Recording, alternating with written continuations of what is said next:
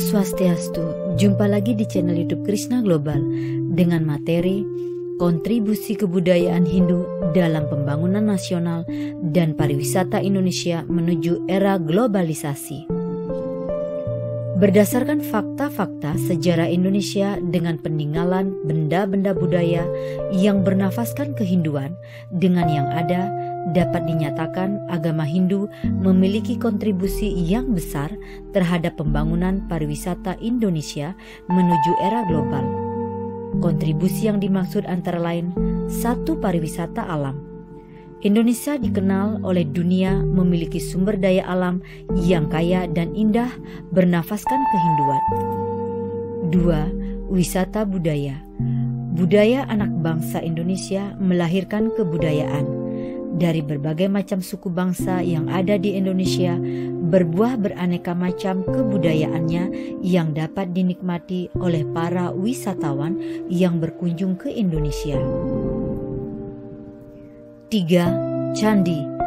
Candi Jabung atau Candi Hindu ini terletak di Desa Jabung, Kecamatan Paiton, Kabupaten Probolinggo, Jawa Timur. Kitab Nagara Kertagama juga menyebutkan bahwa Candi Jabung pernah dikunjungi oleh Raja Hayam Wuruk dalam lawatannya keliling Jawa Timur pada tahun 1359 Masehi. Candi Tikus. Candi ini terletak di Kompleks Trowulan sekitar 13 km di sebelah tenggara kota Mojokerto. Konon pada saat ditemukan tempat candi tersebut berada merupakan sarang tikus. Candi Dieng. Secara administratif, dataran tinggi Dieng berada di lokasi wilayah Kabupaten Banjarnegara dan Kabupaten Wonosobo, Provinsi Jawa Tengah. Candi Ceto. Candi Ceto adalah sebuah candi bercorak agama Hindu, merupakan peninggalan masa akhir pemerintahan Majapahit abad ke-15. Candi Sukuh merupakan sebuah kompleks candi agama Hindu yang terletak di wilayah Kabupaten Karanganyar, Jawa Tengah. Candi Surawana merupakan candi Hindu yang terletak di Desa Canggu, Kecamatan Pare, Kabupaten Kediri, sekitar 25 km arah timur laut di kota Kediri. Candi Gerbang Lawang. Candi gerbang ini lazim disebut bergaya candi bentar atau tipe gerbang terbelah. Gaya arsitektur seperti ini diduga muncul pada era Majapahit dan kini banyak ditemukan dalam arsitektur Bali. Yang keempat, karya sastra. Indonesia memiliki banyak pujangga besar pada masa pemerintahan raja-raja di Nusantara ini. Para pujangga pada masa itu tergolong warna Brahmana yang memiliki kedudukan sebagai purohita kerajaan. Banyak karya sastra yang ditulis oleh pujangga kerajaan. Kakawin Ramayana ditulis oleh Empu Yogiswara. Dalam karya ini Empu Yogiswara ingin mengajarkan bagaimana pentingnya hubungan harmonis dan timbal balik antara para raja dengan para Brahmana.